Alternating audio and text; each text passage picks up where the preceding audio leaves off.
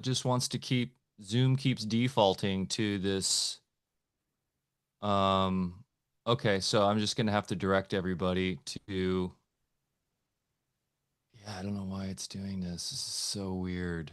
Apologies, Peter, but we're pretty Yeah, organized this on is, our end, but sometimes these platforms do strange things. yeah, I don't know why it's doing this. So I'm just gonna have to direct, just give me a second. I'm gonna have to direct people to a different link. Just give me 1 second here while I edit this.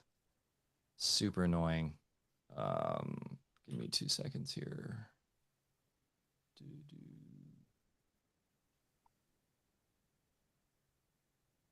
Ooh, let's see if I can do that.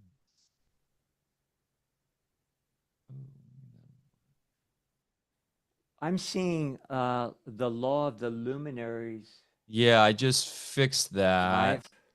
that. Um, I think it should. Okay, give me a second here. Just gonna have to redirect people to a different link. Yeah, I don't know why it did this. How odd. Fun of technology, eh? Almost done. The gremlins. Okay. Gremlins, yes, they're certainly around, aren't they? Yes. Okay, so I'm just gonna redirect. Oh, yep, you're live. Okay. Let me just go into here. YouTube plays a lot of games with us too, um, because sometimes we give alternative perspectives that they don't appreciate, and so we've had a good number of videos censored. Not that we're saying anything negative or untrue, but they like to maintain a certain narrative. Oh, wow. Yeah. Okay. Well, I'm gonna hit record and do this. People will figure it out. Okay. Sorry about that, Peter. That is not a Okay. usual thing. That means this is going to be a very special show It because, does. yeah, the gremlins are trying to stop it from being seen. So here we go. Thanks again for your patience, guys. Okay. It's about having grace under pressure here. That's what we're all about at Alfa Vedic. That's true. Very true. Yeah. Yes. Okay. Here we go. And boom, we're back for another episode of Alfacast. I'm Mike Winner, and I'm here as always with my good friend, Dr. Bear Paul Lando, coming to you live and direct from the great state of Jefferson, where freedom still reigns supreme up here on the Smith River. Gorgeous summer for us here. The gardens are flourishing.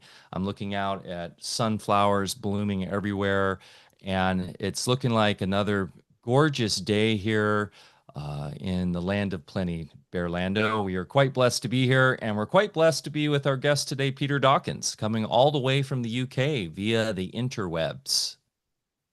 Even though we have gremlins in the works today. Yes, we had a bit of a technical snafu, but we are live, and hopefully people can find us where we're at right now. Yeah, really excited just to jump in on this conversation today. Bear, any bit of housekeeping before we introduce Peter? No, we're just having a wonderful time here. We're filling up our new pond with water. So we just dumped our first load of fish in there, and my grandson and daughter-in-law are here visiting from the Southland, and we're having a great time. Beautiful, beautiful. Well, today's going to be a fantastic talk. We're going to be going deep into a lot of fun topics that we seem to touch upon on almost every show, and it's we're quite blessed to have Peter here with us today, who's devoted his life's work to this.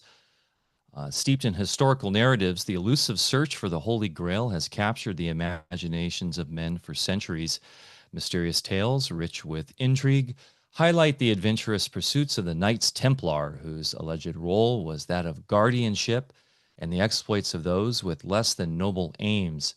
Against all speculative accounts and investigative efforts, the true nature of the Grail, as well as the inscrutable motives of those covering its incredible powers, still remains shrouded in the midst of time.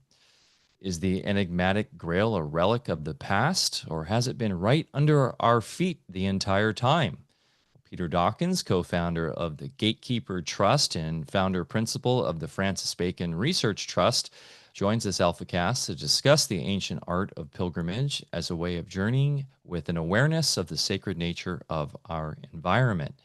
Peter also runs the Zoence Academy and Mystery School together with his wife and partner Sarah, which is particularly involved in the Western wisdom traditions and the wisdom of the land. Peter is a philosopher, historian, author, lecturer, teacher, and leader of workshops, seminars, and special events in many countries in the world. His specialist interest is in the Western wisdom traditions and mysteries, mythology, sacred architecture, and landscape, and the English Renaissance. He is a recognized authority on the history and wisdom of the 16th, 17th century Rosicrucians, Francis Bacon, and Shakespeare, and their effect on the world. He teaches mostly through talks, seminars, workshops, mystery school events, and pilgrimages to sacred sites of the world. In Peter's own words, just as acupressure can restore the healthy flow of vital energy in humans, so walking with awareness and in a simple, friendly, and sacred way can help Mother Earth. It can enhance the Earth's natural energies, helping to bring healing and balance to the environment and to the planet as a whole. We experience the planet Earth as a living temple in which are multitudes of lesser temples, landscape temples, each with a network of chakras, zodiacs, and energy flows. Each chakra or zodiac in each landscape temple has a guardian spirit who appears metaphysically at each gateway as a gatekeeper. To meet these gatekeepers, whom we understand to be part of the intelligence or mind of the planet and nature as a whole, and to learn from them how to best enter each temple or chakra or space is important.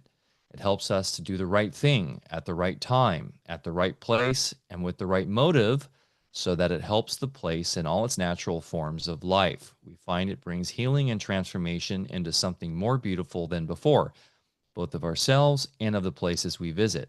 Peter will introduce the Baconian work, which is likewise involved with knowledge of the landscape, as well as the history, philosophy, culture, and consciousness to elucidate the otherwise esoteric Western wisdom traditions, Shakespeare and the Rosicrucians.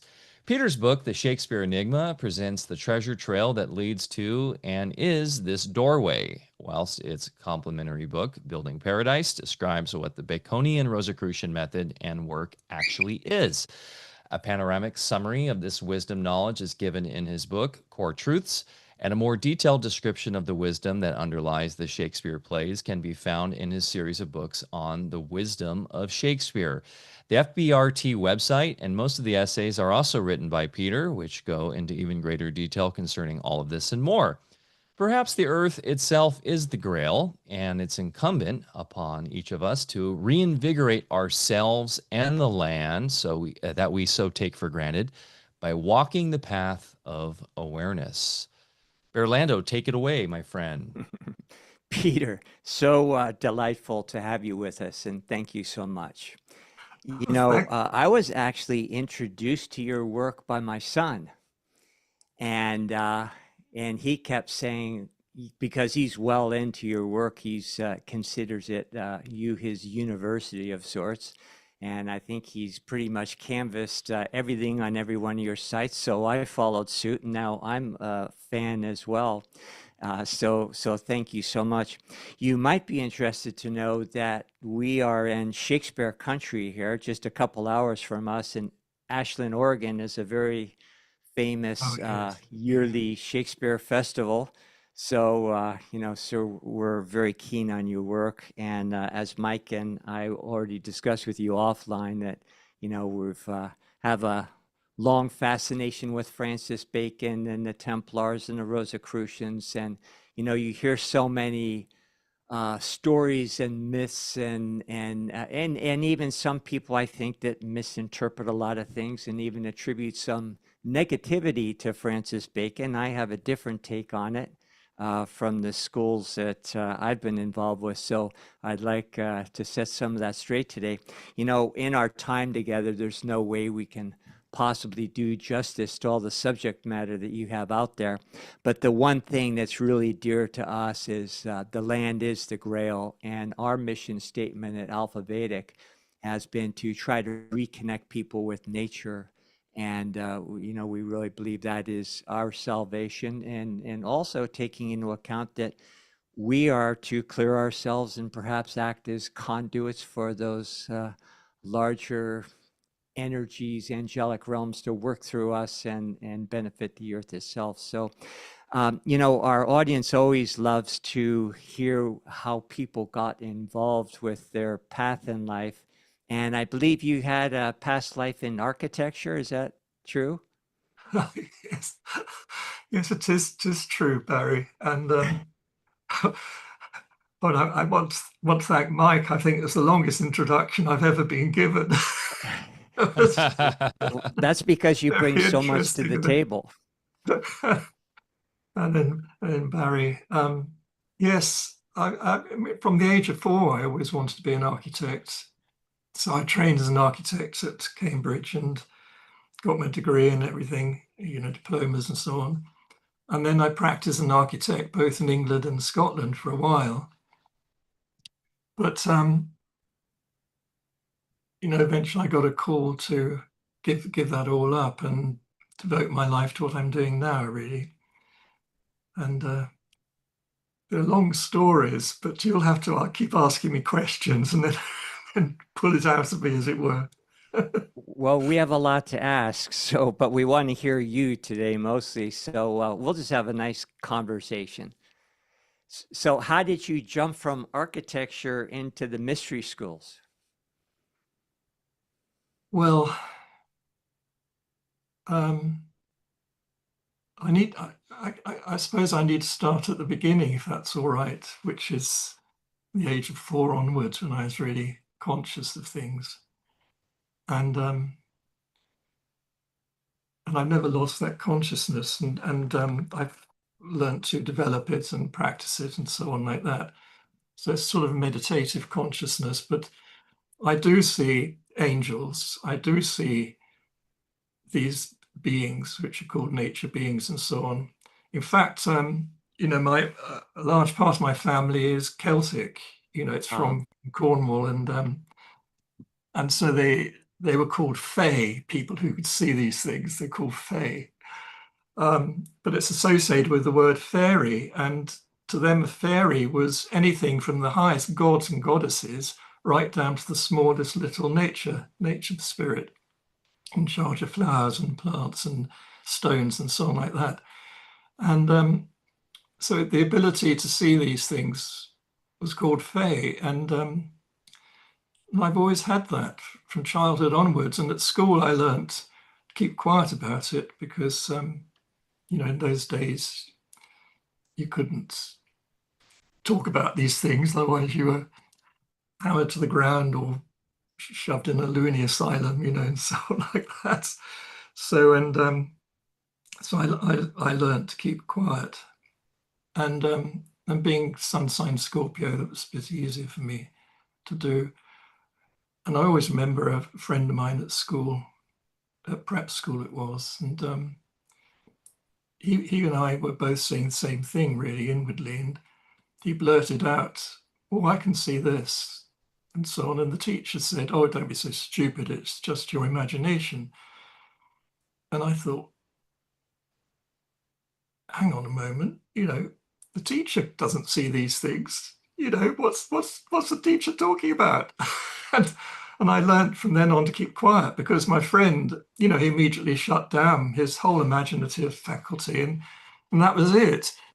But of course, as you know, the imagination is the only way the soul sees things. It's the eye of the soul, and it's associated with what's called the third eye. And so the key is to develop that in the right ways, and that involves moral training and things like that, and giving up things and so on at various points in one's life, as you know. and yeah, and so I learned all this and did all this, and So my great love was the landscape. So as an architect at university, I used to go out and I wanted to know why stone circles were built where they were, because they're obviously carefully sited, and why did they choose different shaped stones in the different circles? And I suddenly realized they were connecting with the landscape around. So I was starting, and there was only one person who ever talked about that before, who'd done a really good investigation of it, of stone circles and so on. And I've forgotten his name now, but he wrote a book and with the geometry and everything, and the sightings to the sun, moon, and stars, and so on. And what was his name? Yeah, I've forgotten. Anyway, that was the only one around at the time, so I was following that because I realized, well, I always knew really that geometry is the key to a lot of things. When there's a good sound, a good vibration, as it were, it will create in the ethers, which is called water. Water is the ethers. It creates geometry, and I'd also been realizing in my walks in the landscape and so on that different areas do different things to one's consciousness, and also how different people react to different areas. Some people will like an area and some people won't, and vice versa in another area, and so on. And so I gradually became aware that different parts of the landscape generated different types of things for different people, and so on.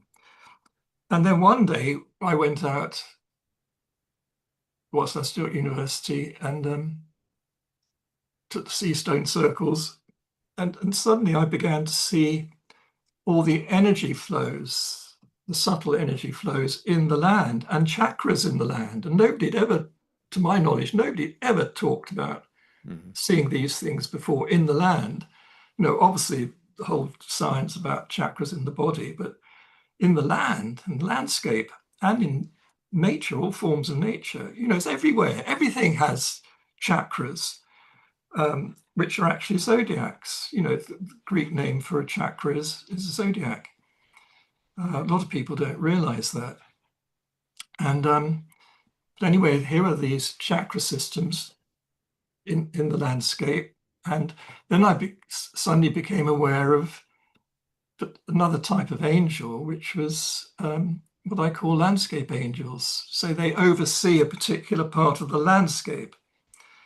And if we do the right things in the land at that point, it helps that angel to evolve. The angels are perfect. They're ideal to start with. They can't make mistakes like we can. Their role is different, but they can still grow. And they grow according to their purpose being fulfilled. And of course, the purpose goes on endlessly. But if we do the right things in the right places, then the angels will grow and take it all into the next level, and then the next level, and then the next level. And so I became very aware of this, and I started to share things, about this with just one or two other people. And one of them, Sir George Trevelyan, kept saying to me, "Come on, you've got to share this more publicly, Peter. Share this more publicly." But in my meditations, because I was meditating, doing formal meditations then, and I was told, no, I have to wait for a group who'll come along who will midwife the whole thing for you. It's like giving birth, so it'll midwife this thing, and then it'll become public and so on. So I didn't know what it would lead to, but anyway, I was waiting and waiting, and then extraordinary one day I was approached at a Gatekeeper Trust conference or round table meeting.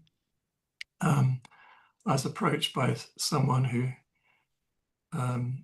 from the Steiner people, and and said, would you like to join our group? Because we've been asked to talk about butterflies, and we're all artists of different kinds and working with the land and so on, but we can't see what Steiner saw, which is what butterflies do etherically. And so we realized that we had to look out for someone who could see these things. And so this man, Stanley, he said to me, so you're obviously one who somebody could see this, so will you join the group? So I joined the group, and because I realized that they were the midwife group to be with. And that's how eventually we founded the Gatekeeper Trust, named after the gatekeeper butterfly. Because the gatekeeper butterfly you often find at gateways, you know, in the hedges and gates and so on. And it symbolized when you move from one chakra in the landscape to another chakra, you go through an etheric gateway. And the thing is to train yourself to be aware of these things, of this sudden change as you go through. And also to ask permission.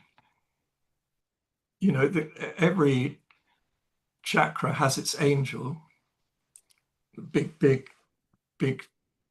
chakras with big angels, small chakras with tiny angels. And but it's like, you know, going to a house, you knock on the door first and ask if you can come in. And if the host or hostess likes you, you're invited in, shown Makes around. sense. Whereas if you're a gate crasher, you know, everything shuts down and you're got rid of as quickly as possible. And so that's a difference between being a tourist, pure tourist, just doing your own stuff, and being somebody tuned in, you know, a gatekeeper person, as we call it, or a pilgrim. You know, pilgrims often are tuning in first before they go on any journey. And so that got it going, really. And then I was working as an architect and married by that time up in Edinburgh. And suddenly I got this vision.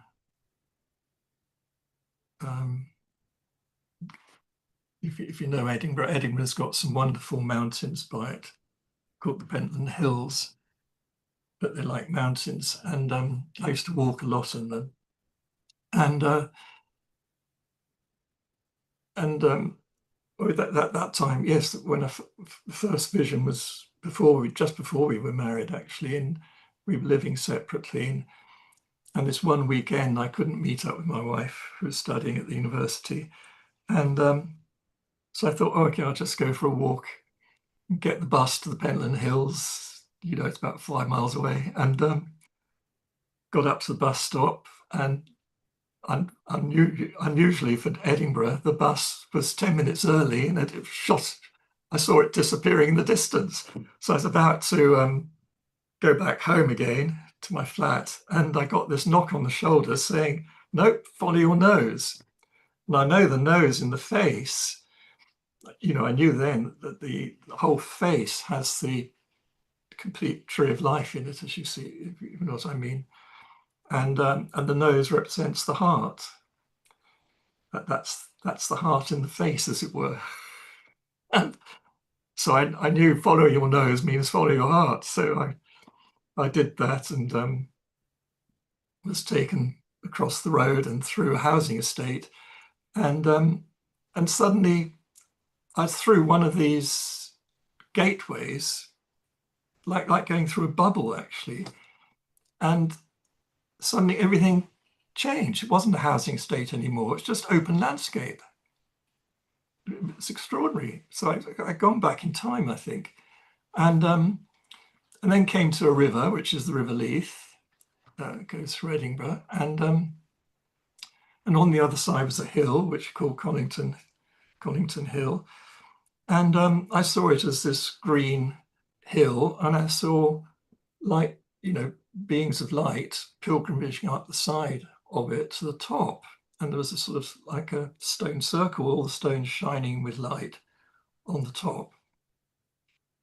But there was the river to cross. But Somehow I got over the river. No idea how I did.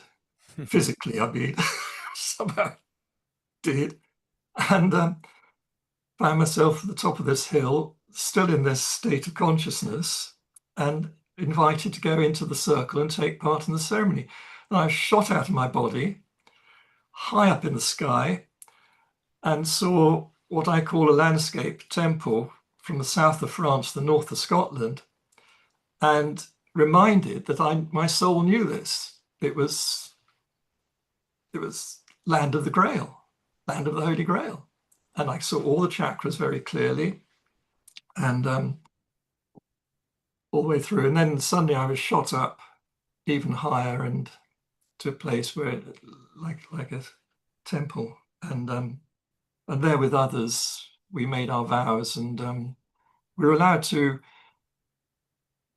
Then we made our vows, and then we were asked, "Do you still want to do what your soul had chosen to do before you incarnated? You've still got the option. Do you still want to carry on with it?" And of course, there's no way you can say no, really. We don't want to say no. So we all said yes. And I was shot back down in my body, and it suddenly found I was outside in the street, outside a house, the garden, with smell of incense coming out for some reason. And it was all built up, Conington Hill is all built up with houses and so on. And so then I went back home with that, and I knew I had to work on this and really find down-to-earth proofs of that whole chakra system, which I did. I spent years and years doing this and going to all the places and learning its history and talking to people and so on like that. And there were 7 distinct places on that route where it's like going into a different country. The south of France is different to the central France is different to northern France, and England's got its, and Scotland's got its divisions and so on. It's so clear, and people living differently, talking differently, reacting differently to things, and so on, and then the history said it all. So it's very, very clear to me. And then my wife Sarah and I got married, and on we had a second honeymoon, as it were, as a retreat at the White Eagle Lodge, where we were training as healers. And we met this old lady called Hope Bramald, and for some reason she well, for a reason I know now, but she sort of recognized us and kept drawing us apart privately from the group, and started talking all about Francis Bacon. And I sort of vaguely knew about him as a philosopher, but nothing else, hadn't been my interest at school. But anyway, it rang bells in my heart. Whatever she was telling me about his secret life was ringing bells. But anyway, I went back to Edinburgh after that with my wife and carry on being an architect, not knowing what I was supposed to do about any of this. And then I was woken up with a dream, very vivid dream, about 6 weeks later. Woken up on purpose to remember the dream. And in the dream, that this person that I just, at that time I called the master, gave me a message to send to Hope. So he'd woken me up to remember the message, send it off to her. I didn't understand a word of it. And she wrote back to me by return of post, which was quick in those days, and said, I've waited 20 years for this. Now we can begin our work together. Well, I was only 28 years old then. I've never met Hope before in my life, but there she's saying. So, and that's how it all started. And then eventually, after 8 or 9 more years in my meditations, I was told to leave architecture and devote it entirely to Bacon, the Rosicrucians, and landscape work. So that's what I've been doing ever since. Well, that's an amazing background and something, of course, that you can't learn in traditional school. You know, I was parochially trained in school, and I'd say the best thing I ever got out of it is in about the sixth grade, we had a nun, and she always had us move over in our seat to make room for our guardian angel, and that impressed me for the rest of my life. I always felt like my angel was next to me. Oh, You great. know, we're just one mountain range away from Shasta here, and my wife and myself, we've been involved with the original Saint Germain group that started back in the 30s. We've been at it, I don't know, about 40 years or so. But the reason why I bring that up is at certain events. Well, first of all, the veils are very thin there because of the activities that have been conducted over the decades. And there was a well-known European photographer, and he had ample photographs of elementals in the gardens around there and things in the sky, and you know, you could visualize them yourself. And as we do here very actively, you know, on our farm, I use radiesthesia for a long time, and we map out the ley lines, you know, that helps us determine how to plant and where to plant, and work with the elementals. And so I really want to jump into Francis Bacon more, but first, you know, just understanding maybe, you know, your art of pilgrimage, which is really what caught my eye when I first started investigating your work. And the fact that I think a lot of people discount that we play a very important role, those of us that are embodied on the land, and uh, you know, are very instrumental, and like you describe, helping angels and other beings that aren't embodied and have to work through us. So yeah, maybe just if we could say a few words or more on art of pilgrimage, and you know how important our role is, those of us that are here. The art of pilgrimage. Well, there's all different kinds of pilgrims, of course, and some do it for religious reasons, and others do it just because they feel drawn to it. But the essential thing about a pilgrim is that they get called, and they get called to make a journey to a place. So it's the place calling them to go there. Then they're given a gift of some kind, you know, usually in a gift, and that they then take back to their families and other their friends and so on, and share it. Well, essentially, everything is all energy, essentially. So what they're receiving is something, a gift of energy in a form of some sort, and that they share. And it's, if you do it properly, as a proper pilgrim, what you share is very healing and uplifting to others, and it has a healing effect. And if you go further than that, you know, the sort of people we train as pilgrims, you're working with the angels as well as the land, and asking permission and so on as you go from chakra to chakra, and so you working in a profounder way. And basically, the idea is, with our work, you can metaphysically, working down, metaphysics is in charge of the physical laws and so on.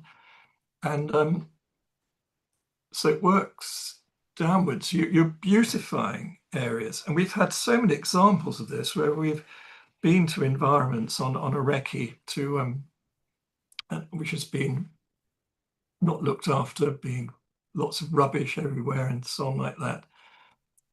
And we've done, you know, we started doing physical things just to tidy things up and so on like that. But there's a limit to what a small group can do.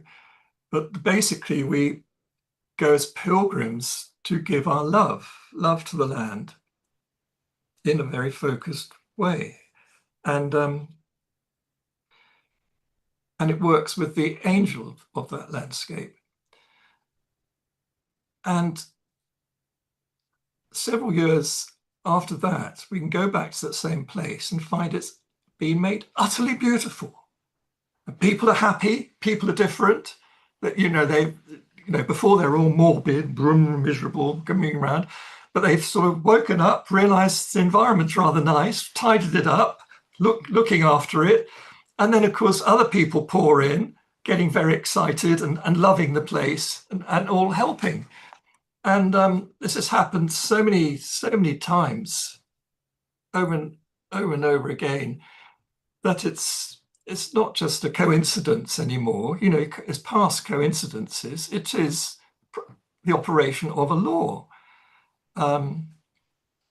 We do it in very humble ways and so on, but that humility is part of it all. Keeping quiet, doing it humbly, but just going about loving the place in tune with the land and the landscape, and the landscape angels and the plants and so on like that. Just being in tune and doing what you're asked to do in each place. And it's a work. It's a humble work, but it's actually very powerful in its effect. So my hope, my dream is that one day there'll be thousands, millions of people doing all this sort of thing all over the world, and they will soon have an absolutely beautiful world, stunningly beautiful world, which everybody happy and healthy in it. As was intended, I believe. That's what's intended, yeah. Yeah.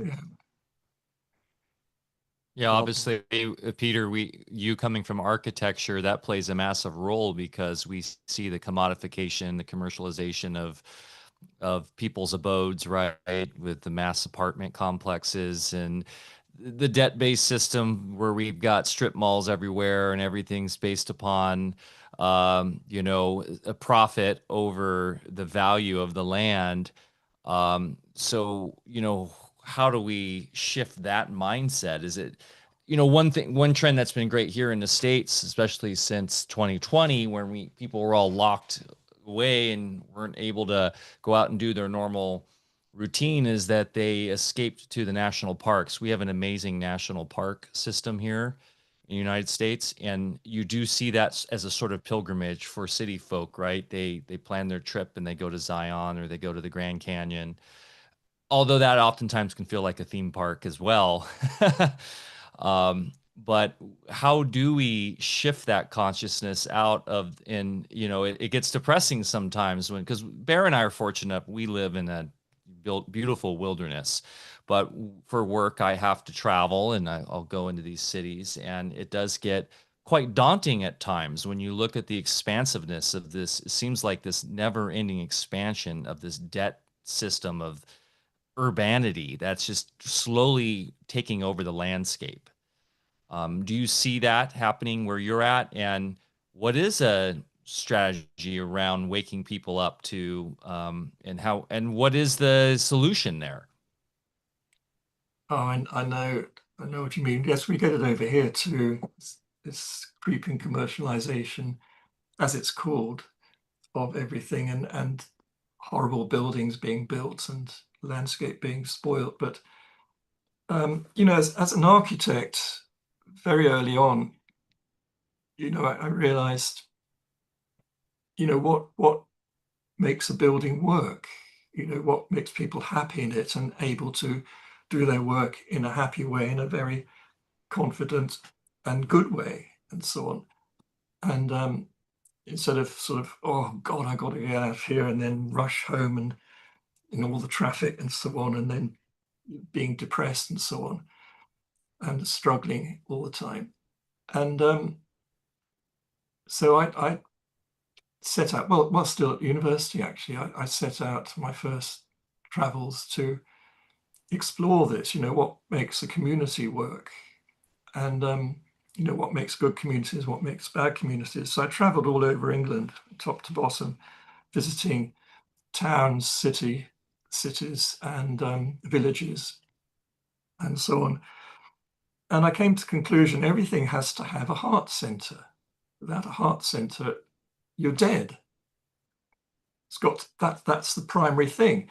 And then I also saw that communities can expand to a certain number of people, but if they get more than that, you need to have two communities with another heart center, and so on. And so I worked out I even worked out the numbers and everything of adults and so on needed for this.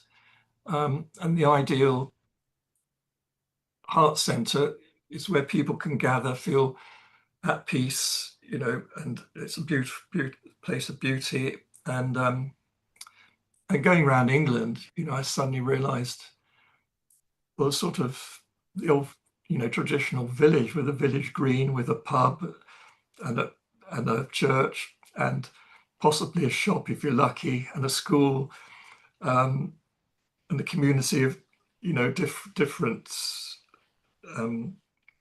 different ages. Got the old people, but also the youngsters and the babies and so on. And that works. And then over a certain number, you have to go big. So I'm actually living now in the village of my dreams, the perfect village for all this. I don't know how I've ended up here, but that's another story. But anyway, and then when I was practicing as an architect, I tried to bring this into architecture, but the architecture fraternity was sort of stuck in the mud in those days. It was that was all. I was practicing an architect, all the concrete was revered, concrete and big glass areas. That's the great thing, and all these photographs done at different angles of different things, but never any approach to the people. How do you feel in this environment? How do you feel about it? And this was in England, but and in Scotland. But then I got friends with some Europeans and so on. I suddenly realized then some of the architects in Europe, in Germany and France and so on, they were designing buildings with heart centers. And they took off as a business. It took off because everybody was happy there. They had somewhere, a heart center, to get together and, socialize and relax and so on, and be quiet if they wanted to be quiet. And the buildings were lovely, well designed, and so on. And people didn't want to go home after work. They finished work, but they carried on there. Worked a bit more or whatever. And the businesses thrived as a result. And I tried very hard to bring that into our architecture here, but failed really. So when I was asked to give up architecture, it wasn't so hard to give it up, because I realized by that time architects have to obey their clients. They're servants of their clients. And if the client hasn't got it, the architect won't be able to design anything good. Because there are many architects I knew who wanted to do the right thing, a good thing, but they couldn't. Because the client said, oh, it's all money. Oh, that costs too much. Oh, aesthetics. No, that's out. You can't cost aesthetics. That's a no-goer. It's all down to nuts and bolts and,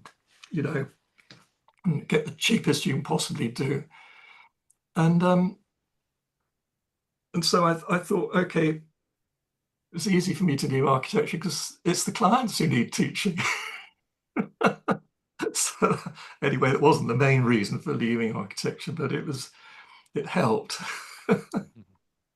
Well, I do find it interesting, Peter, that you mentioned finding the heart, of course, and talking about the planetary chakra as well. The heart chakra traditionally isn't that in Glastonbury area, where, I mean, it is where the general area where you are at.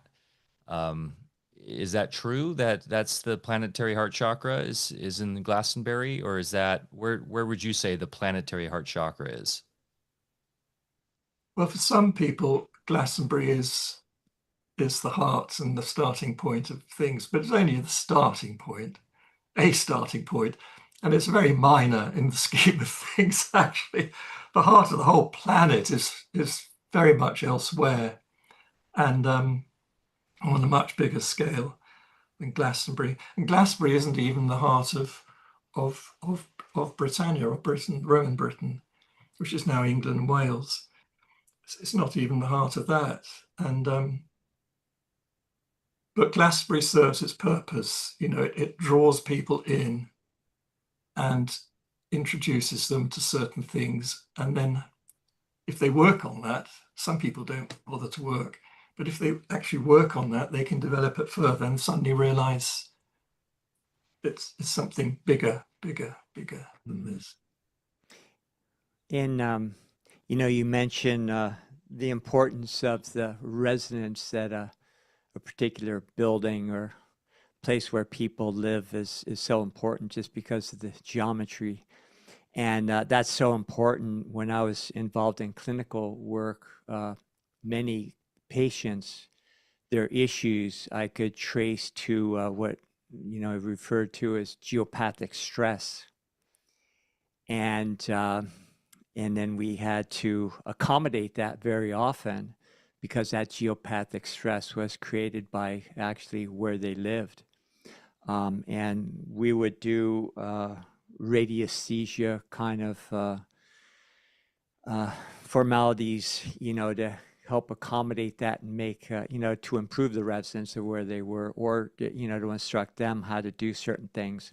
That's been elevated to a more of a refined art these days, where we, involved in biogeometry, where we go in and create that resonance, even if that resonance is not innate to the building in the first place. So it's just so important to our health. And of course, the old, the Ayurvedic system of architecture, Vastus, which is, very important. And they knew way back thousands of years ago that when you construct the geometry of a building in a certain way, it gave off a resonance, which in itself healed people when they went into it. So yeah, I certainly hope we get back to that understanding. I think some of us are now. In fact, I'm a biogeometry practitioner, and your work is so important. A lot of people are waking up to that now.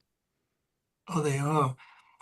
I mean, as I said, when I started out, all these things, started seeing chakras in the land and angels and things like that, nobody wanted to know. You just had to keep quiet.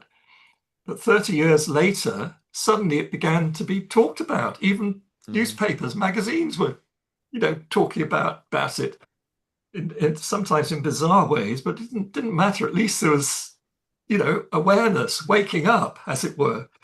So I began to think, it takes about 30 years for the penny to drop. It's like the 100th monkey thing, isn't it? You got to keep working away, and gradually, until you get 100 other monkeys all doing the same thing, and suddenly, everybody, all the monkeys in the world suddenly start to wake up and get it. Well, it seems like, Peter, too, you're getting at this idea that there's a fractality here, that the heart chakra is everywhere, right? That this is expressed from the smallest pond to the largest valley, to the mountaintops, that the landscape expresses this in an almost fractal way, where you have maybe the core heart of the planet, but then that fractally expands to everyone's experience, no matter where you are. And that experience you had in Edinburgh, maybe that was showing that the landscape transcends the architecture or what we put on it. And we can always, whether that be reverse things or heal things, because the landscape, no matter what, will always be there.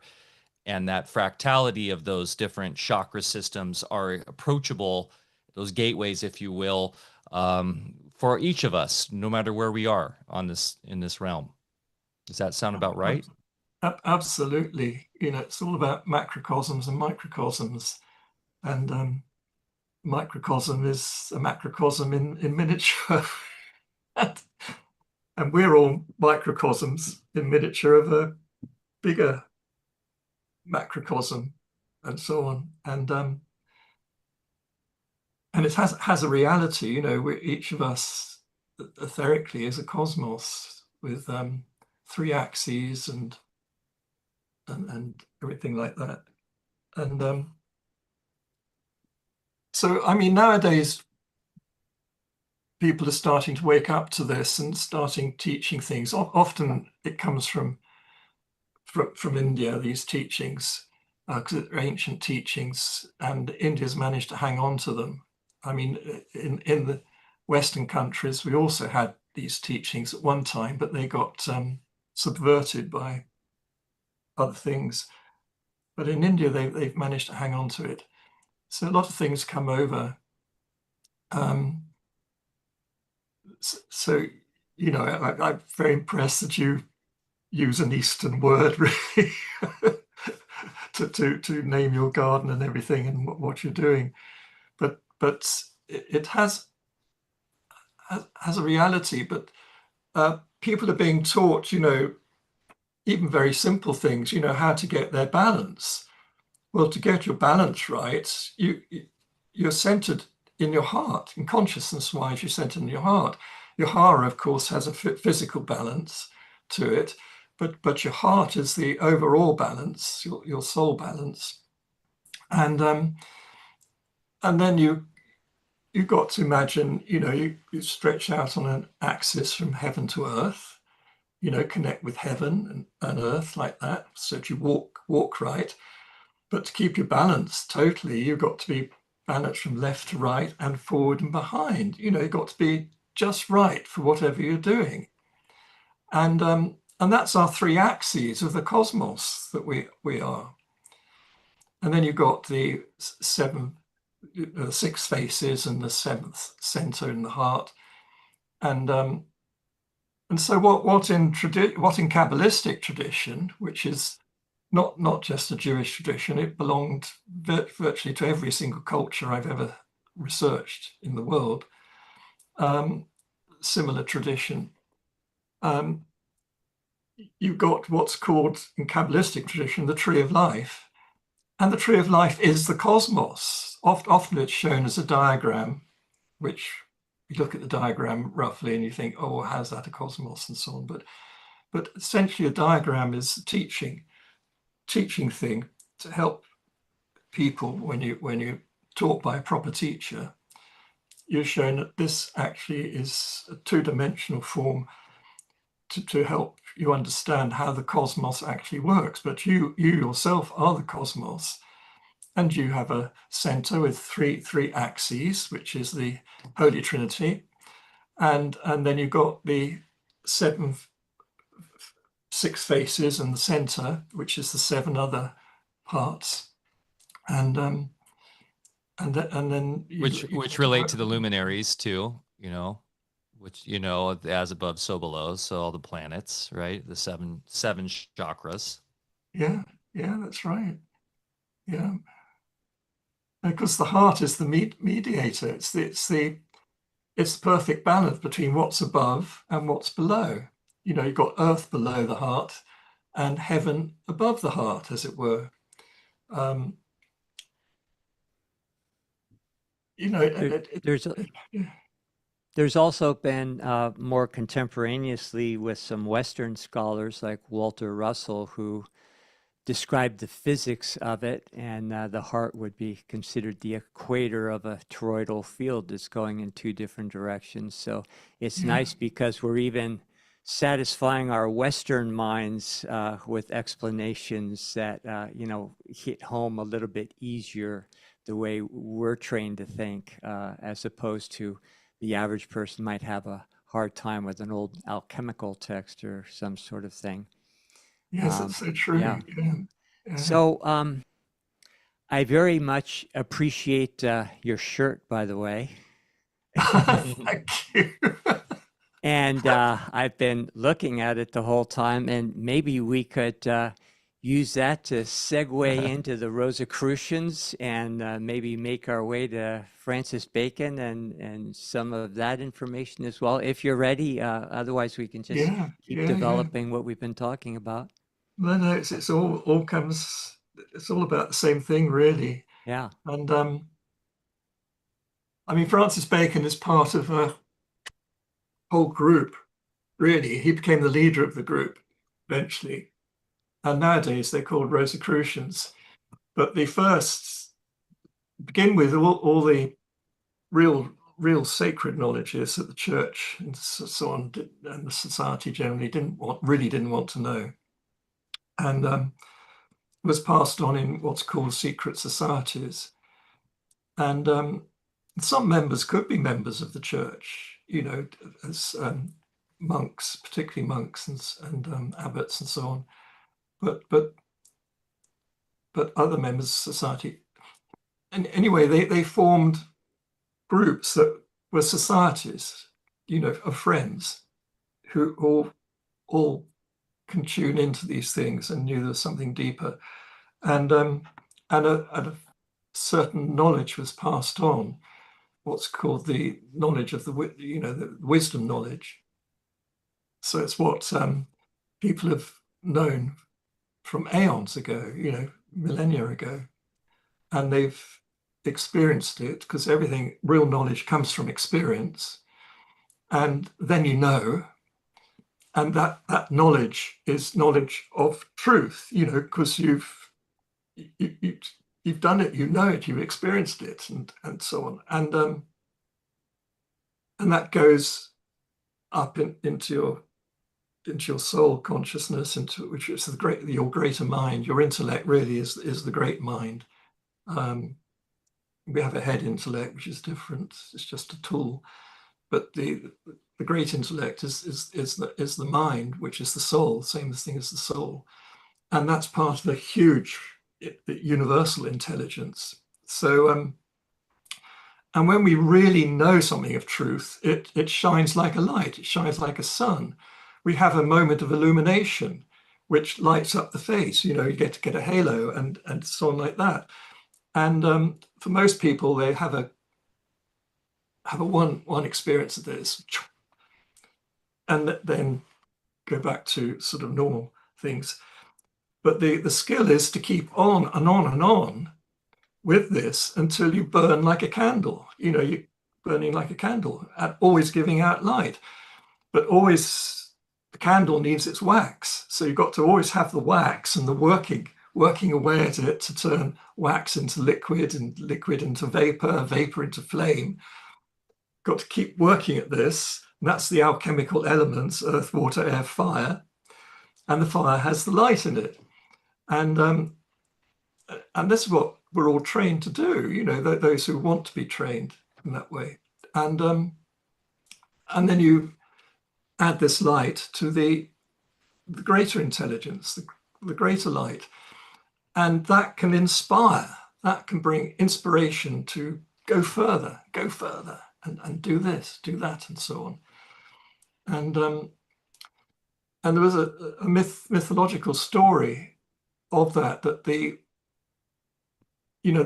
great myth of working hard to achieve illumination is the story of Pallas Athena, the birth of Pallas Athena. Pallas Athena is the goddess of wisdom because she knows the wisdom. That's why she's the goddess of wisdom. She knows the wisdom. She is the knowledge of that wisdom. And the whole story of Zeus getting this headache because he's swallowed metis, which means good thought, you know, thinking ability. He's thinking about this strongly and, you know, what he's done and everything. And then he gets this terrible headache and he asks for Pluto, the god of the underworld, to come with his axe and cut his head open. And out springs Pallas Athena shouting, "Eureka, I've got it, I know." And that's the story of illumination of all of us. You know, she represents that illumination, the soul becoming illumined. And then she's the spear shaker. Pallas Athena means spear shaker. And with that spear, that it's a ray of her light, of wisdom knowledge, coming to inspire others. Because when you know the truth, you know you have to help others, look after others, care for other people, other creatures, care for the land. You know, it's all a work of service in that sort of way. And so Pallas Athena has these rays of light which will inspire other people and help other people.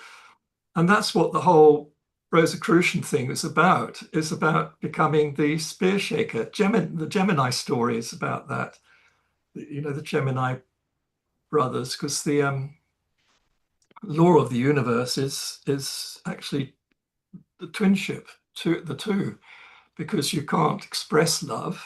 You know, the God, the universe is love, but that cannot express itself to manifest itself unless you have the other to love. So the one becomes the two. And it's even in the Bible, you know, the word for God in the Bible as the creator is Elohim. Nowadays pronounced Elohim, but Elohim is Al, the divine father, and Allah, the divine mother, in a unity of love. And they become heaven and earth. But there's something of both of them in heaven, and something of both of them in the earth. So you get the idea of what then becomes in Greek mythology, the Gemini, the immortal twins and the mortal twins. And they have to learn to love each other and work together. And then there's story, the Greeks enhance the story, go further with the first story is given out in the myth of Leda and the Swan. So the swan eggs, they're swans. When the Gemini are born, they're swans. The immortals and the mortals, they're swans. But the mortal brother has to get together with the immortal brother. And because the mortal brother dies, eventually, because that's what mortality is about. And the immortal is so upset because he loves his brother so much that he's willing to give up his immortality and in order to raise his brother up, resurrect his brother and raise him up to immortality. And Zeus, who recognizes the love between the two brothers and this wonderful purpose of sacrificial love, he gives them a gift. He says, yes, that can happen, but then you can both become the immortal mortals and live together in that middle realm. Heaven is the spiritual realm, earth is the mortal psychological realm, but the realm in between the two, which is the spirit coming down and raising the mortal up, is the realm of the immortal mortals. So the two brothers there are known as the Shakespeares, spear shakers, Shakespeare's, because they've reached their knowledge, their illumination. So they become like Pallas Athena, shakers of the spear. And the first, and this was a secret knowledge carried on in the mystery schools, mystery societies, and they were called Magian societies because the Magi are the ones who worked with heaven, you know, stars in heaven and their counterparts on earth, and they would recognize the big moments of time, especially the Saturn-Jupiter conjunctions and oppositions, which make a hexagram in the sky, the points of the hexagram in the sky, or Solomon's seal is called, and they knew if you echo that at certain times when more messages come, you know that if it's echoed right on Earth, then something amazing can happen, and so that Solomon's seal can become a blazing star, what's called Star of David, a blazing star, and that's, of course, the three Magi who went to see the child Jesus. They were following the stars, which telling them exactly this, with the Saturn-Jupiter conjunctions and oppositions and so on. And it tells you exactly which place to go to and where to find them. So they call that the Great Conjunction, right, Peter? When those come together. Yeah, they're called Great Conjunctions. Yeah, and I believe the last time that happened was 2020. Yep, it was. Absolutely. We know what happened then. Yes. We're still in the the Jupiter cycle is a 12-year cycle, so we're working, me and my friends are working very much with the Jupiter cycle, because that's Jupiter cycle is the ability to give out that knowledge, that wisdom knowledge to others, and to share it, and to help and to heal and to. And the dark magi's were working overtime in 220, huh? 2020. Interesting. That it is interesting, Peter. You mentioned that whole that the Shakespeare, the spear shaker, and sort of this idea of almost like an ascended master, right? This idea of ascension, or this idea of where we can rise up, to towards the heavenly plane, but still be here in physical embodiment. And I did notice, I heard you briefly say that you had maybe an interaction with one of these masters yourselves, and it does seem that there's a deep sort of gnosis ingrained in these mystery schools when it comes to interactions. And this is in the East and the West, with this sort of this being that has ascended. Do you see this as an important part of the work of the Rosicrucians? Oh yeah. Well, it is the work of the Rosicrucians, really, because each of us individually have a higher self, a twin, and the idea is to become one with that twin, so to become the immortal mortal together in that one consciousness. But groups can do it as well. So a group has its higher counterpart, spiritual counterpart. And so if groups make the right effort to do certain things together, they can be in a consciousness that in which they're one with the higher consciousness, the spiritual consciousness, and then they become immortal mortals as a group. And this was the aim of all the Rosicrucian groups, societies, called Magian societies, until the English Magian Society was the first one to call itself the Society of the Golden and Rosy Cross, from which the word Rosicrucian comes. And it was done in England, but that's because there are certain things happened in the skies. Huge supernova occurred at the time of the Saturn-Jupiter opposition, and followed by other extraordinary things in the sky for the next 60 years. And but Paracelsus had given a hint. He came much earlier, but he prophesied that there will be a great light coming very soon, and a great master who will teach, and so on. And so these And also, Peter, wasn't it also he was an artist? He stressed that it would be an artist. Yeah, there's an artist, yeah, who would reveal all things, or enable all things to be revealed to human beings. And he used words, Paracelsus used words which in those days were interpreted as an alchemist. This would be an alchemist who would appear. And so all the groups in Europe were looking out, of course, for signs for this. And when the sign came, it was a supernova in Cassiopeia, which is the Virgin Queen in the sky. And at that time, Mercator was making globes of the heavens and the globe of the earth. So you could put the two together and see how, if you marry the two together, the heavens will coincide with places on earth. And they found that Cassiopeia came straight over the British Isles. So, and this supernova was, they saw it as a child that the Heavenly Queen has given birth to, a very big child, big light, big child of light. And so on Earth, they were expecting to see the same thing in a queen on Earth. Well, the only queen at that time was Queen of England, Queen Elizabeth I. And so they knew it was all focused on Queen Elizabeth I, who'd actually had a child, a very secret child, who was adopted by the Bacon family from birth.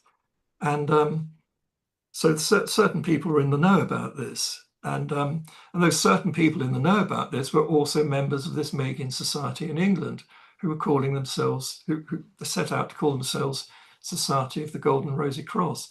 Well, the Golden Cross is the same as red. Gold is the same as red in heraldry.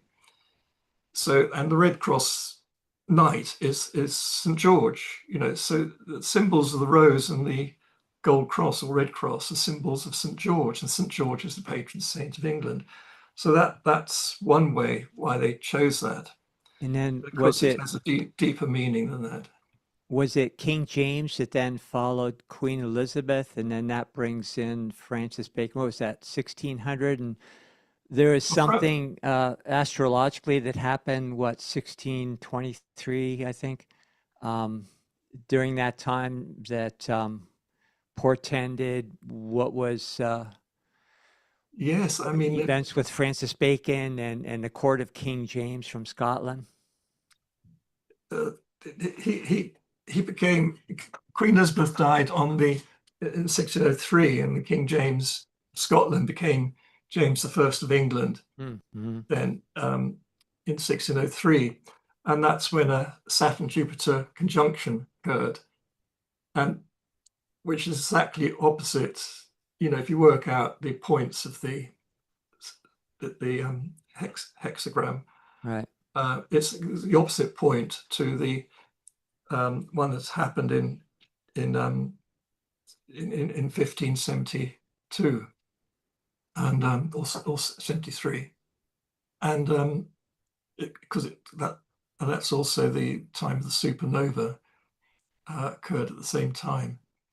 And in the 72-73 occurrence, that's when Francis Bacon, with his brother Anthony Bacon, they'd gone to Trinity College in Cambridge, students there. He was only young. He was only 12 years old, and Anthony was about 14, 15. And but they were dear brothers. So that's at university. That's when Francis Bacon had his great vision of his life's work, what he was incarnated to do. And because he was such deep friends with his brother, who wasn't his natural brother, it's through adoption, and they loved each other deeply as friends, and they both resolved together to act out this whole Gemini story, because they'd been brought up by Sir Nicholas Bacon, who was one of the society of the English Magian society. He was a great teacher, great guy. He gave them special training and special education and training in these things. And so Francis and Anthony, they thought they'd act out this whole Gemini role. And in order to put this advancement of learning into, which is from Sir Nicholas Bacon, he started this advancement of learning idea. And then Francis saw it on a much, much bigger scale, worldwide scale, and so on. And so things took off from there. And every 10 years, you got Saturn-Jupiter conjunction and a Saturn-Jupiter opposition and a conjunction and an opposition. Every 10 years it occurs, regular rhythm. And so if you're going to make a star out of that Solomon's seal, then you've got to echo on Earth something that the stars, other things in the sky are also indicating to you as to what to do. And the idea of the advancement of learning was that it's through poetry, through theatre and so on like that the best communication is done to others. And so they all set out. And Francis and Anthony were both poets from birth. They were, that was natural to them. So so Anthony Bacon, after university, he had 3 years at home, and then he had to go to the continent for 12 years as an intelligencer for his uncle Burleigh, William Cecil, who became Lord Burleigh. And but he kept writing sonnets and sending them back to England and to his friends and so on, and to Francis. Which brings us to the speculation that Francis was, in fact, the author of the Shakespearean plays. Is there truth to that? Oh yeah, absolutely. But he wasn't the only one. There are two poets, two key poets, which the sonnets say. Over several sonnets, absolutely adamant about this. There are two poets, not just one. And so it's the Gemini thing again. And it's the whole, when Anthony came back, that's when Shakespeare stories got off the ground. He came back in 1592 to England, and then there was two novas appeared in Cassiopeia again, the end of the year. So that was a signal to, yes, what we planned should now take off. So that's when the Shakespeare story began under the name William Shakespeare in 1593 with Venus and Adonis, and then twinned by the next poem the next year with Lucrece, The Rape of Lucrece. Two poems that twin each other in many, many different ways. Fantastic. So they got the Gemini story off the ground, starting with the fact this is what you shouldn't do. This can lead to terrible things, but if other people come in and do the right things, it can all become good. So The Rape of Lucrece is about how the fall of the kings ruling Rome at that time. They were, because Lucrece was raped by the son of the king. Then it led to a huge revolt, and then the Republic was introduced into Rome. So Lucrece is about something terrible leading to something better than what was there before, and so on. And reverse roles, you got in Venus and Adonis, you got a queen who's in a feminine way trying to rape Adonis. She's full of lust and so on, and in fact she sends him to his death. He wants to hunt the boar, but he's so flustered and whatnot, he gets killed by the boar. And then you got the transformation of the queen, Venus, who's really the queen, in seeing what she's done. And then from the blood grows this rose, and so something good is coming out of something bad. So it's showing possibilities of what can be done. And then all the Shakespeare plays unfold, and the sonnets unfold after that, about things what not to do, but if you do it right, something good and wonderful can happen. So the tragedy is definitely about what not to do. The comedies are more about the loving thing. You can still make mistakes, but eventually it can be made right. You'll be helped to get it right. And you could end up with happy marriages and things like that. Can you speak on the apparent code that is in the Shakespeare's work and what its purpose is? Oh, that's a deep subject. I mean, the coding is the different codes, and it's a big study in itself. I've partly studied it, but I'm not the cipher expert cryptologist, but I've studied a bit of it. And the one thing to note is that both Francis and Anthony were cryptologists, because they were working for the intelligence network of Queen Elizabeth's network and so on. And then which was run by Walsingham to start with, but when Walsingham died, the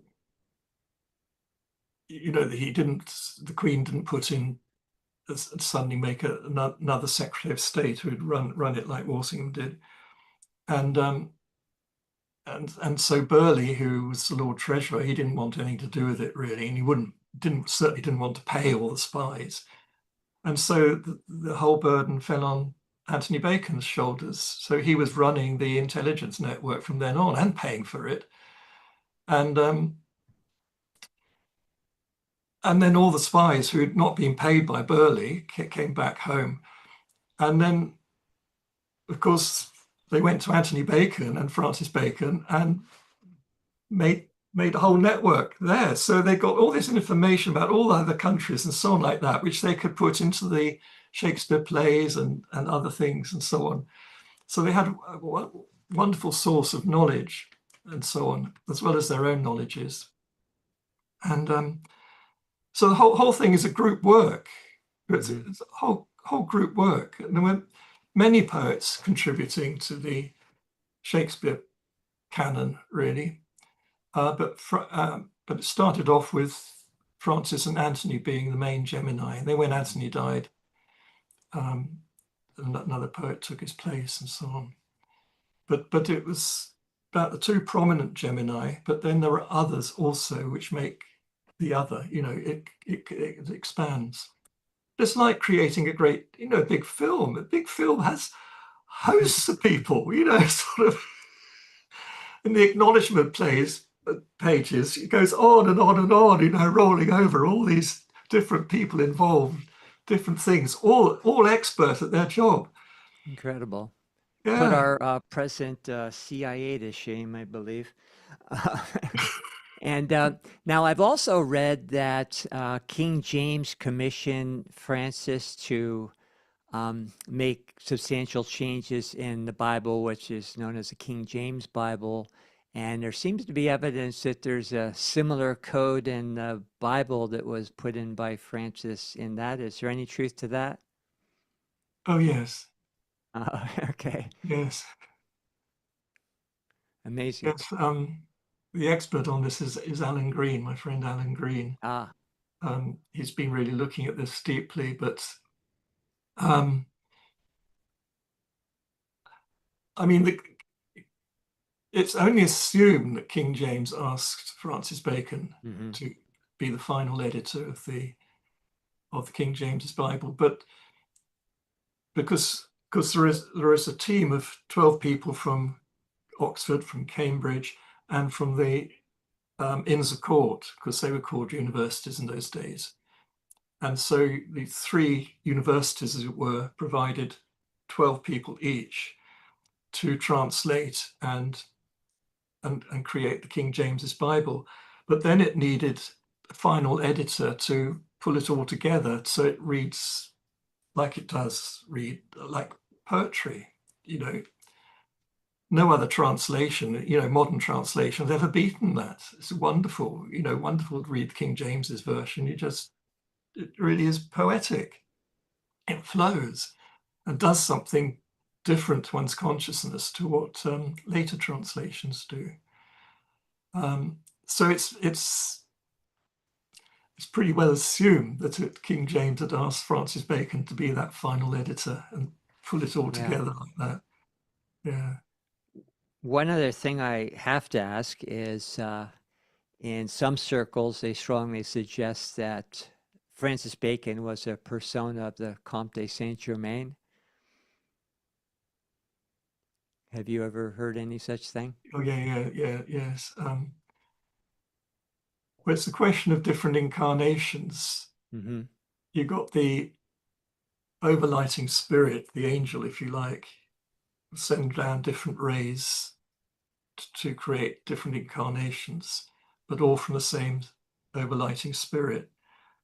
And then if those incarnations do the right thing in the right place and everything, they'll create a light that's the immortal mortal, the celestial consciousness, I call it, celestial souls, and then they will exist too as like well, we call them oversouls. That's another name for them, the oversoul. And so you've got your spirit, your angel, and you've got your oversoul, and all to do with lots and lots of incarnations, and then new as the angel would make a new incarnation. So, well, Francis Bacon came first, and then Saint Germain came after that, second after that. Right. Yeah, but in a Gemini way. There does seem to be also a lot of suggestion, though, that there was also an element of immortality involved because, the same individual kept showing up with different personas at, different times for a good long duration. So do you believe they're separate incarnations, or maybe just a continuation of the same individual that had achieved immortality? No, I don't think as a personality incarnate, you know, psyche it's called. Mm-hmm. The psyche is a one and only event, but that Mm-hmm. goes into the oversoul, Mm-hmm. which increases because of the good experiences of that psyche.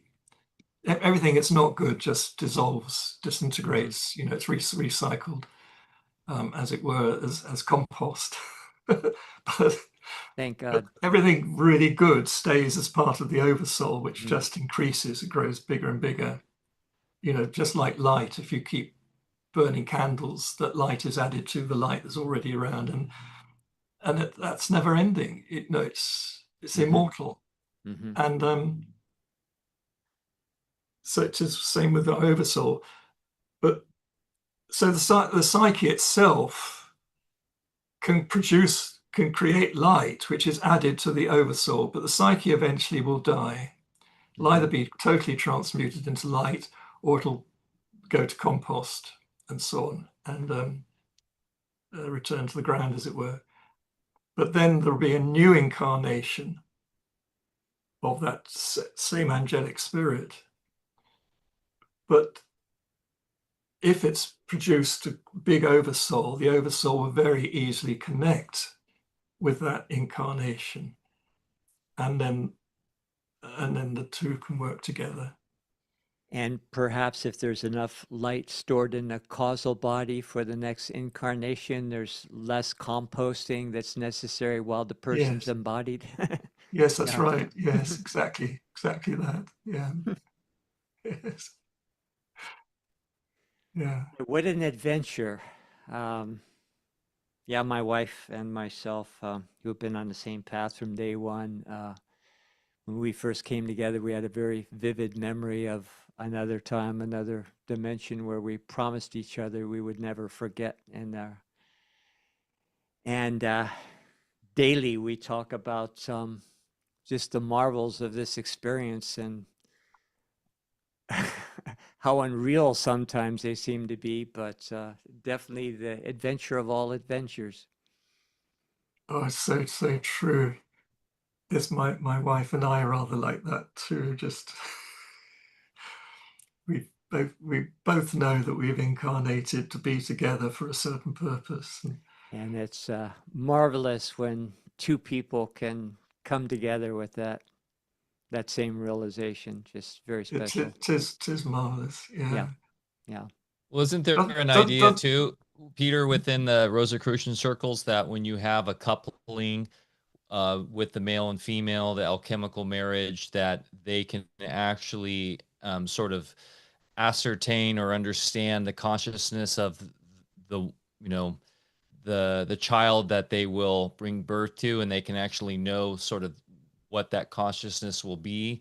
This idea that maybe they birthed Francis Bacon for this purpose, and they already knew that Francis was going to be coming with this specific role to play, and that parents can be conscious of this as they give birth to their progeny. I know this has been discussed too in like Manly P. Hall and or like the Maria Zepp's book, The Red Lion. I don't know if you're familiar with that book, who I believe was actually, I do kind of think that was a Manly P. Hall book, but they specifically discuss that within that book. And there's some other sort of Rosicrucian tales of this where there's a very much a conscious conception, if you will, with an understanding that that is that consciousness of that incarnated being has gone through the proper steps to then fulfill that role at that time.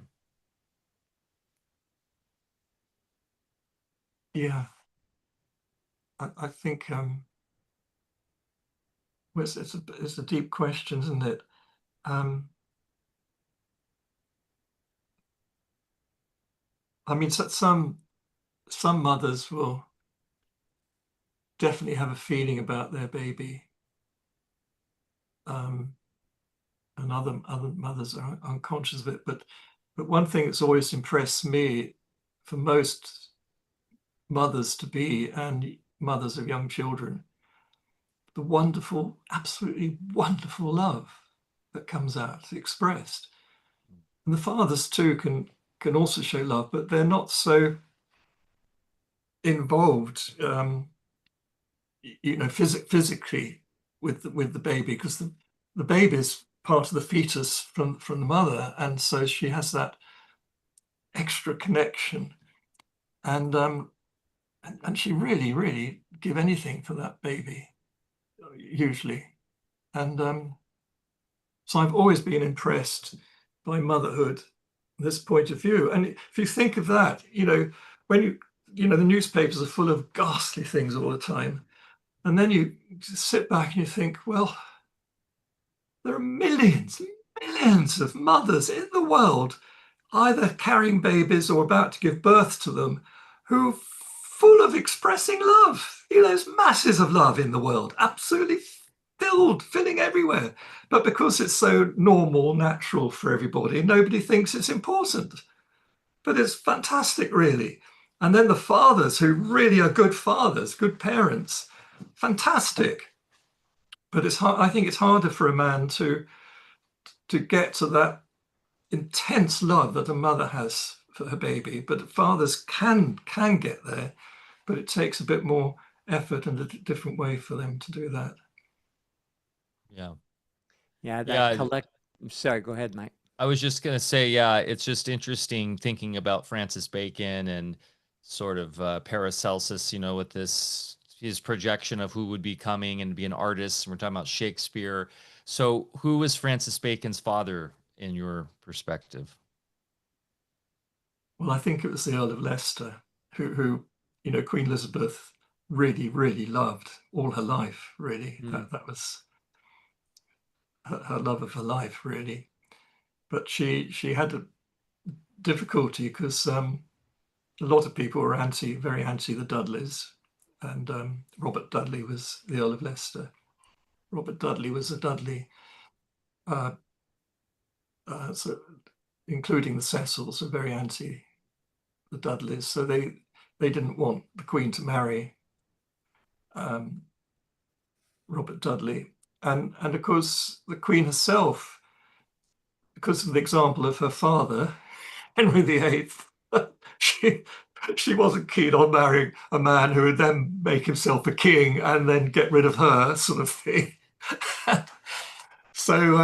So she was very happy, for the poets, from the Magian Society point of view. They wanted her to present herself as a virgin queen. Here she's Cassiopeia on earth, the virgin queen. We can make a big thing of this. So she acted her part very well, but I don't think she really knew who her baby was. But Lady Anne Bacon, because she'd been a long time the Queen's friend and a lady in waiting, and then she married the Sir Nicholas Bacon, who was made Lord Keeper of the Great Seal, and so she became then, after the Queen, the First Lady of the land. So she was by the bedside of the Queen when she was giving birth.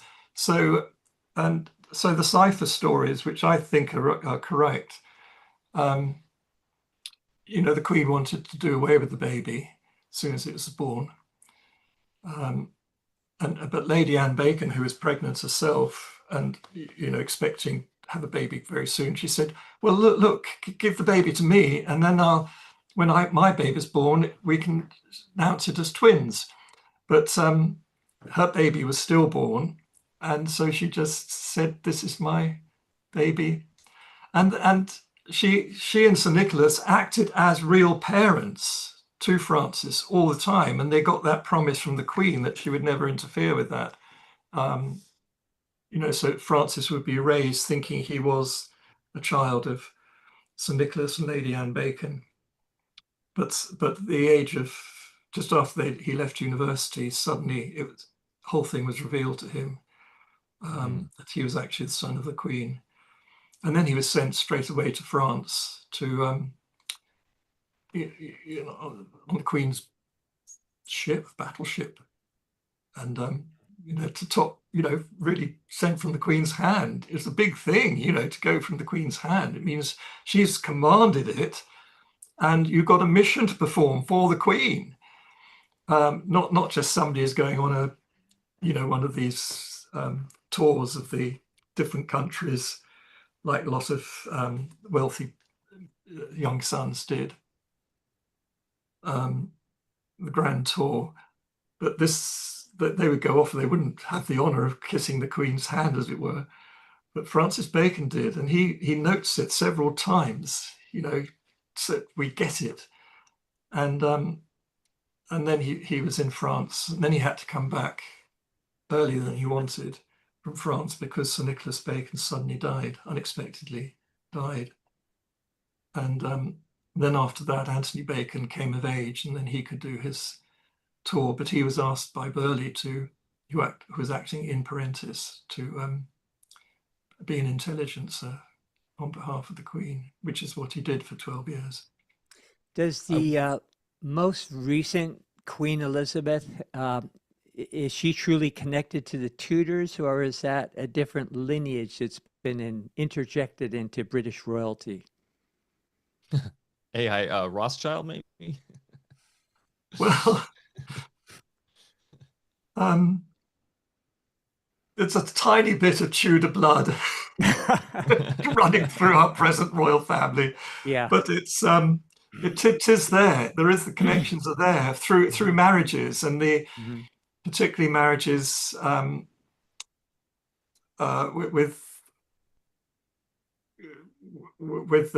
with the German people, the Hanover family in Germany, which is from James I's daughter, James I of England, the Scottish king's daughter. And but I think there's probably a vague, because an earlier Tudor woman, princess, married an earlier king of Scotland. So James VI of Scotland had Tudor blood in him, if you see what I mean. So that was passed on to his daughter, Elizabeth, who married the Elector Palatine of Germany. And they were very, very involved with the Rosicrucians, and they were carefully trained and so on by Francis Bacon, who was by then the leader of the whole Rosicrucian fraternity in England, but also abroad throughout Europe. He was the acknowledged leader of them. Well, Britain has such an interesting history, and a friend of ours, Michael Tessarian, and others who have chronicled, ancient history from the British Isles, and particularly Ireland. It was purported to be a place of great light in times where there was more peace and exchange between continents on the earth, and that people from all over sent their offspring to study in the great universities in Britain. And the Nazarene himself was supposedly made pilgrimages them there. And I've read reports, I don't know if you can confirm this or not, but he actually built a shrine in Britain that is existing to this day to his mother. Is there any veracity to that? I'm not sure if I follow you, Barry. Well, I'm going back to the fact that, excuse me, Britain, with its history that has not been reported in more contemporary times, was a place where many people made pilgrimages to, including, Jesus and his family, and that he, in fact, built a shrine in honor of his mother in Britain. I don't know, just always fascinated with these, and it gets into the Merovingians and all that sort of thing. No, I think it's certainly possible, because Jesus' uncle was Joseph of Arimathea, and he'd got a big role, in terms of the Romans. He was a Roman senator, even though he was a Jew, and in charge of all the fleets that were carrying tin for the Romans from Britain, from all the tin mines of Britain and so on. So Joseph of Arimathea was well known to the British Mhm. kings, different Celtic kings there. And so he could easily have brought the child, Jesus when he was a young man or young boy, over to Britain. And I guess he was also involved in the tin trade, and that was obviously coming from the British Isles. So Yes, that that's was, right. yeah. Yeah, yeah, that's it. And later on, of course, Joseph of Arimathea came back to Britain after the crucifixion, resurrection, and ascensions stuff. And he went to south of France first, escaped from Palestine or from Israel, in a boat with others. And then he was the apostle Philip was there, and he initiated Joseph of Arimathea to be the apostle to Britain. And so Joseph was sent with 11 others to Britain to turn them to Christianity. But he's welcomed with open arms because the Druids, the chief Druids, had their visions of what was going on over in Palestine, in Israel, of seeing someone actually fulfill all their teachings that they were done. So Joseph of Arimathea was welcomed with open arms, and then given these 12 hides by the High King, given these 12 hides to have, which is not Glastonbury. It can't be Glastonbury. Glastonbury is too small as an island. It's surrounded by marshes. It was too small for these 12 hides. 12 hides is an enormous area. And so if you follow the trail properly, which certain Welsh scholars have done, you find it's, the High Kings were in charge of the gold route, as it was called, which comes from Anglesey all the way down to High Cross and then down to London, Troy, it was called then. And so the gold from Ireland was brought over and in that way, and was used for sacred purposes, religious purposes in those days. And so the High Kings were in charge of the whole route. So Joseph was, because he's working with the Grail stories and so on, Mhm. and the High King was an initiate of all this, and he gave Joseph a place near High Cross, near the centre of the British zodiac. British landscape zodiac covers England and Wales, as it now called, which the Romans called Britain. The centre of that is High Cross, where Watling Street and the Fosse Way cross over, and other things happen. And so near High Cross, near the centre of the zodiac, near the heart centre, in other words, that's where Joseph set up his place with the 12 hides and whatnot like that. And then his daughter then married the next High King, who was he was known as, in Grail legends, called the first Grail King. And this was at Llangollen. He was the king who lived at Llangollen, which was known as the Grail Castle, and still is. If you go there, you'll find they know these stories.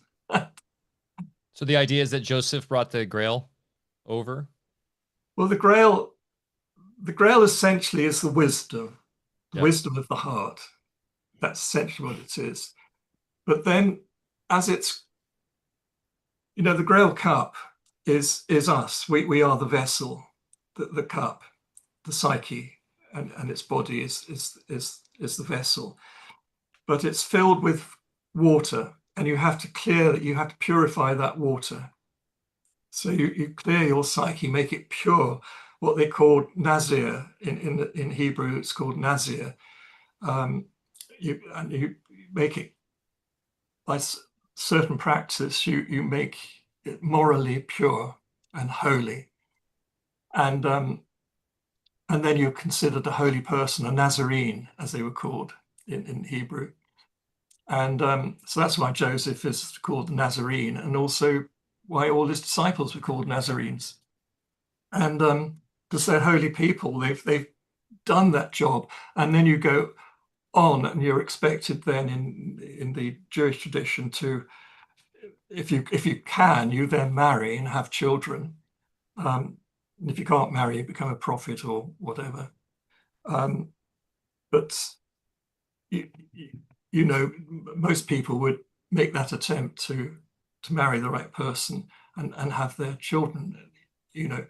And so the bloodline, well, the idea is to turn your water into wine, and you do that through achieving knowledge of that wisdom. You have to understand the wisdom, put it into practice, and get the knowledge out of that.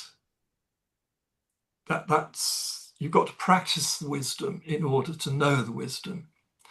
And then the knowledge turns the water into wine. And that's the Holy Grail. You know, you become a grail, you become holy in terms of pure, and then you turn the water, your holy water into wine with knowledge. And so each of us is that. But it also became associated with the bloodline, because blood esoterically carries some of this wisdom. And oh God, this is a deep story. It's going into much, I think. Well, Okay, we're it's a good one loving to it. The end on. science of it all.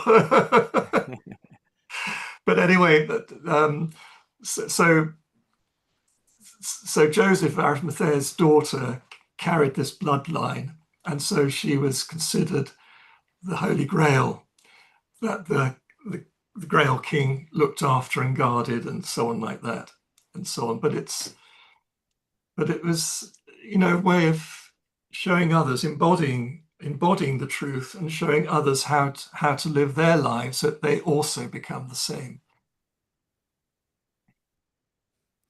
So there's nothing out there to search for. Well, the truth is both out there and inside us. We have to do Okay. both together. We have to do Yeah. two things together, two in one. Yes, it's always the Yeah. Gemini. And this That's the idea tricky part. of regeneration too, like I think of the shape of the Grail. It's literally the loins, right? And that sacred vessel, right, is having the understanding that that is a sacred union between two, and it's not to be expelled or wasted through desires and lust. It's yeah, there's just so much rich moral. There's a rich moral caliber to this story, right, about the sacredness of what our duty is to be here as both a man and a woman. Um, yeah, it's so rich, and that's why, you know, we call it a wisdom tradition, right, or the perennial philosophy. And I do find that interesting that the Druids, they were sort of expressing this idea of living by the way, right, already, and so they were part of, right, would you say, Peter, they were part of that tradition of the perennial philosophy, and they saw that within what Jesus represented. Yes, absolutely. I mean, they were magi in themselves, you know, the chief druids, and then he got to that position because they knew they could see these things, they could do these things. I mean, they often went out of the body, flying through the air, looking at the landscape like a satellite and so on, or a bird. And now and again I can do the same, but so I know it's possible.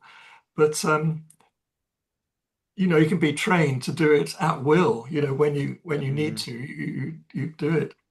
And I myself, I think that's how they identified large areas of landscape with their chakra systems and so on like that. Because I'm sure they could see chakra systems and whatnot. In fact, you know, what are called landscape zodiacs were first set up by the Celts. Long time ago, and also by similar cultures in other countries, but particularly in this land, in Celtic land. it's The very idea, maybe, Peter, is this is all the part of the diaspora from Atlantis. We haven't gotten into Atlantis. I wanted to get a bit into Atlantis. We're definitely going to have you on for part 2, because we're already coming up on 2 hours, and I feel like we barely scratched the surface. But of course, there's this relationship between Atlantis and Bacon, with him writing the New Atlantis, and sort of bringing back science, right? And his source, he's kind of known as the father of modern science with his bringing forth induction, and he gets a lot of criticism in certain spiritual circles for that in some ways. And I wanted to cover that too, and maybe we can touch on that briefly as we close out today. But it seems like the Magi, which came from Persia, right, and that tradition, and then in the north in the British Isles, and then you have the Far East in India. There seems to be an interconnection between all these people and Plato's story of Atlantis. Yes, I mean, obviously it'll need another podcast for this, Yeah. for Atlantis, but Perhaps that's several. a big Yeah. subject. But it's concerns the Americas very much, particularly North America, in Francis Bacon's view and Dr. John Dee's view and so on.